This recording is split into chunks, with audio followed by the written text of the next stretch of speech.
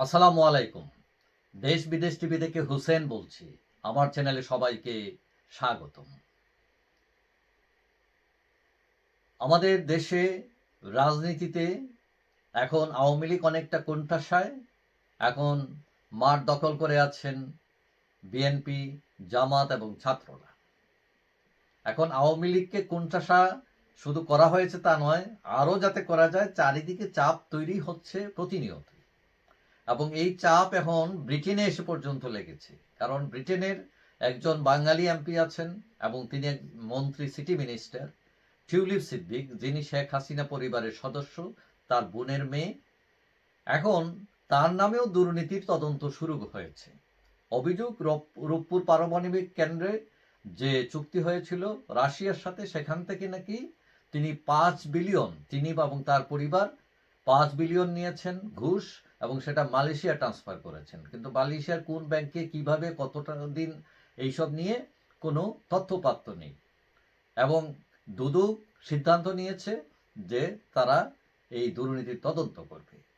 এখন এইটাকে ভর করে লন্ডনের কয়েকটি পত্রিকা, the mail, BBC, the Telegraph, এরা এগুলো নিয়ে প্রতিবেদন তৈরি করেছে ওইটার ভিত্তি করে। কিন্তু এটা নিয়ে মোটামুটি লন্ডনে এখন আলোচনা সরব, যেহেতু তিনি সরকারের একজন মন্ত্রী, দুর্নীতির ব্যাপার।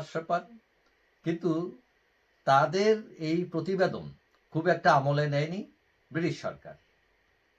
ব্রিটেনের প্রধানমন্ত্রী কিয়ার স্টারমার অফিস বলছে যে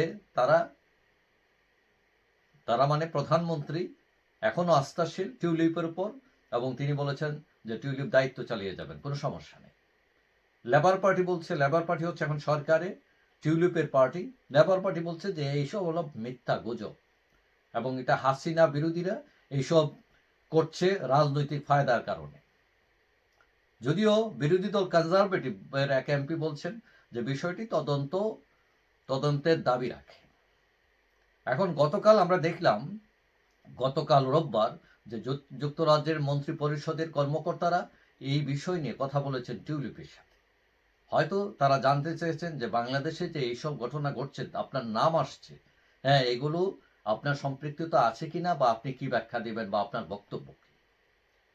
কারণ সরকারকে ট্রান্সপারেন্ট, স্বচ্ছ রাখার জন্য এটা হচ্ছে নিয়ম, এবং নিয়ম অনুযায়ী তারা কথা বলেছেন। এখন দুদক বলছে যে তারা যদি টিউলিপের সংশ্লিষ্টতা পায়, তাহলে যুক্তরাজ্যের যে দূতাবাস আছে বাংলাদেশে, তাদের মাধ্যমে তারা তার কাছে চিঠি পাঠাবে এবং আত্মপক্ষ সমর্থনের সুযোগ দেবে।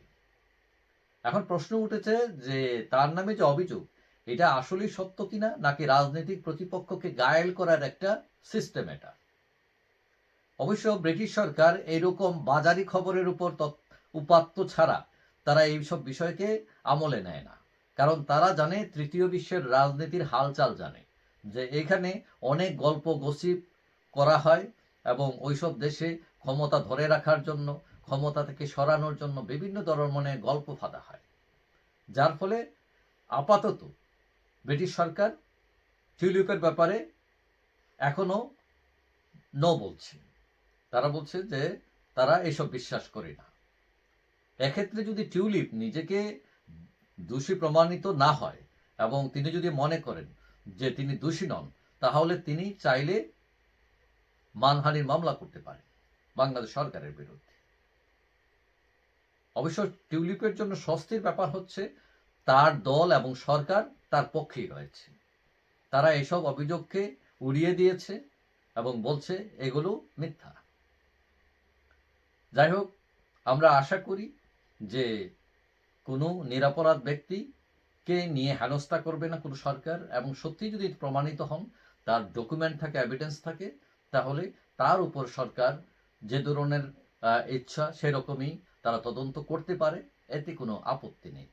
কিন্তু কেউ যাতে হেনস্থার শিকার না হয়, অন্যায়ভাবে করা না হয়, তার উপর যাতে জুলুম না করা হয়। যাই হোক, সবাই ভালো থাকবেন। আশা করি দেখা হবে অন্য কোনো ভিডিওতে, ইনশাআল্লাহ। আল্লাহ।